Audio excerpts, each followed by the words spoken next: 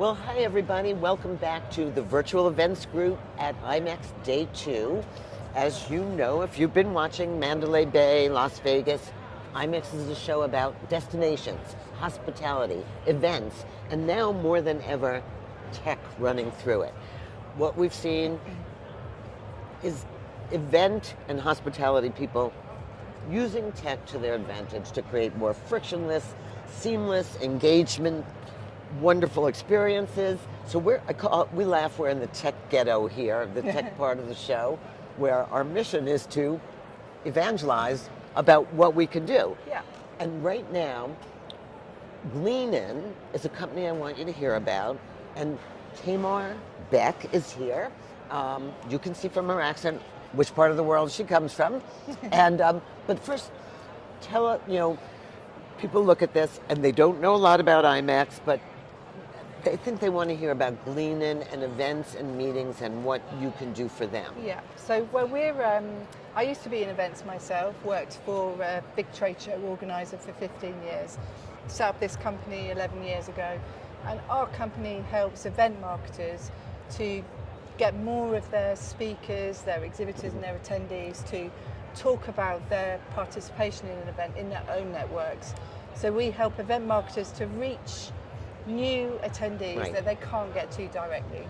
Right. And this is like a huge challenge. There are more events than ever, both live, hybrid, and digital. And you have three groups. You've got your attendees. Yep. You want them to come. Yep. You want them to tell their friends to come. Yep. You've got exhibitors Yep. who are spending good money and want to be seen and heard. Right people. Yep. And then you've got the venue. What's your third group? Your Speakers. Yeah, the speakers at the event. Who are often contributing their time and want their personalities and their thought leadership elevated. Yeah. So you got three groups, three different agendas. So walk us through how you think about each one of those.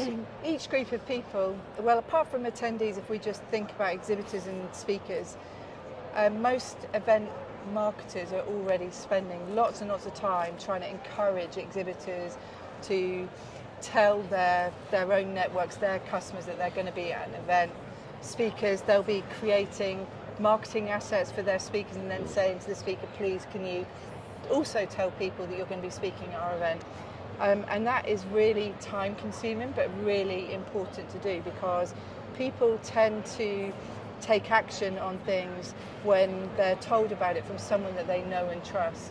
And often, even with IMEX, it's a brand, and people tend to not interact with brands or tend to not really believe what a brand says about itself. But if you have a trusted relationship, or you follow a speaker that you look up to for their thought leadership, and they tell you about something they're doing at the event, it's just much more likely to convert you. Yeah. So this is all stuff that event marketers are doing, but it tends to be a very manual process. So manual. An event like IMEX, they'll have hundreds of speakers, for instance, and they'll be needing to create personalized marketing assets for each speaker. Right. And then they'll send it out to them. And they'll give them to the speaker and say, please, can you promote? And the speaker says, really, that's the headshot I turned in like 17 months ago? And I don't like that color background. Yeah. And the speaker program changes, and they might have a panel session and a panelist drops out. There's, constant changes right up until even at your event. So this is a big headache. So the first thing that we do is just try to reduce the time it takes in doing that and help them to manage those changes. But most importantly, make it super easy for those people to kind of click on an image and share it straight to their social networks, and then tell the marketer who shared, where they shared, when they shared, and what the That's impact. the important part. Yeah, right. Because that's kind of like a black hole at the moment. If you do it manually, tracking who's actually taking action and the impact that they have would be almost impossible to do. Did you tell me you gamified some of this?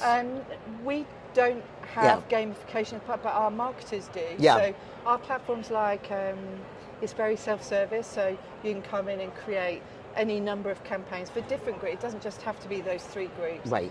And often they will, especially with exhibitors, this works quite well, is, run kind of reward campaigns, Right. gamification, and they'll actually be able to see in the results who's actually Stop by the booth, exactly, share this with more exactly, people. Exactly. Yeah. And even give them financial rewards if they bring in a lot of attendees. Yeah.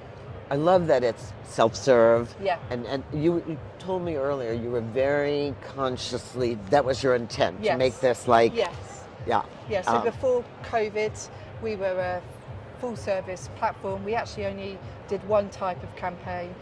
COVID gave us the opportunity, if we like to call it an opportunity, and it was an opportunity to kind of rebuild.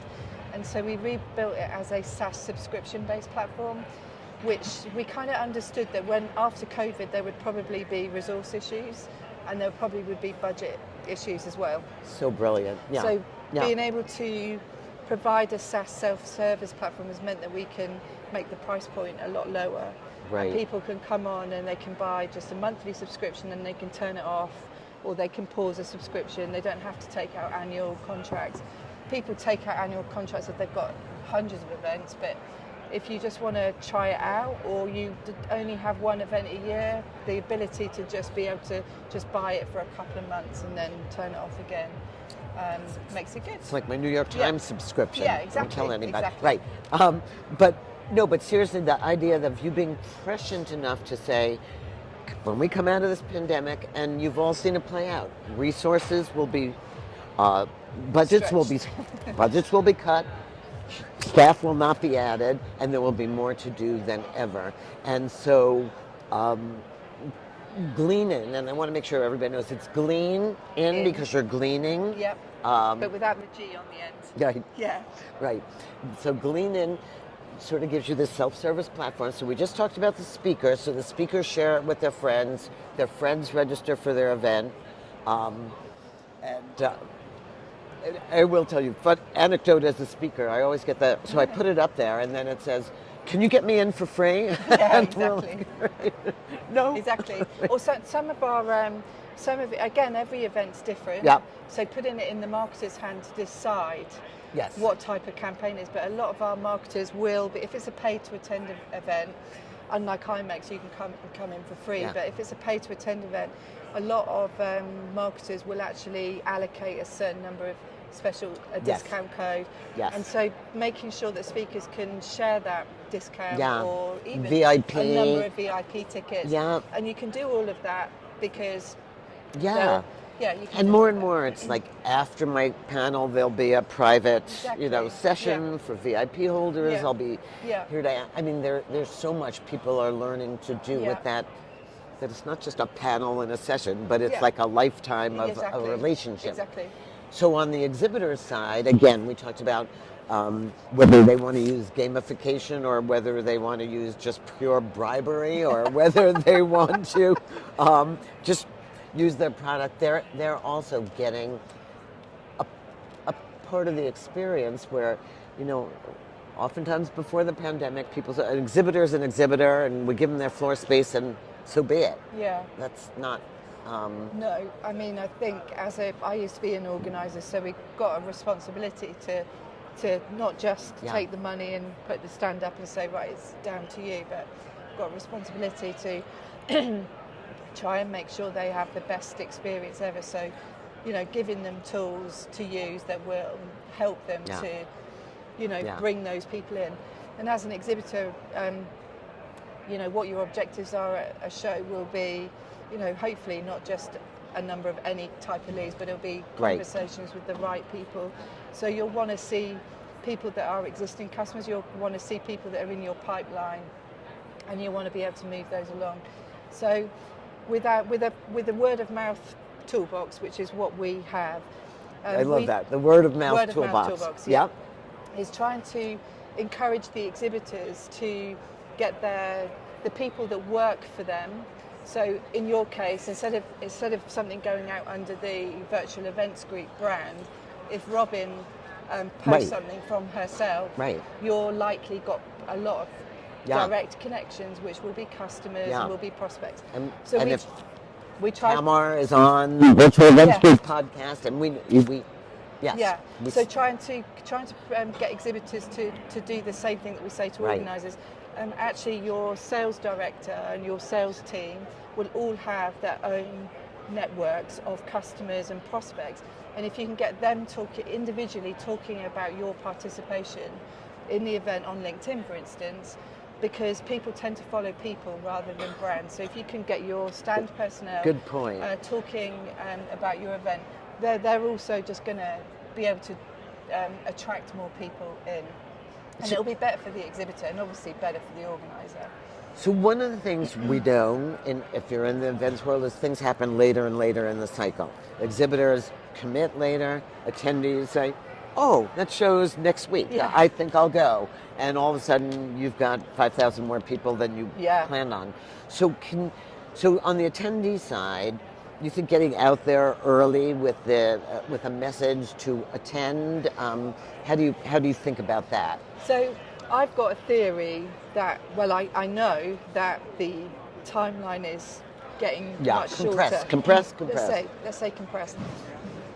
And in an ideal world, the event marketer would prefer that everyone books early and that they do all the event promotion, you know, a long way out from the event. But I just don't think that people want to do that.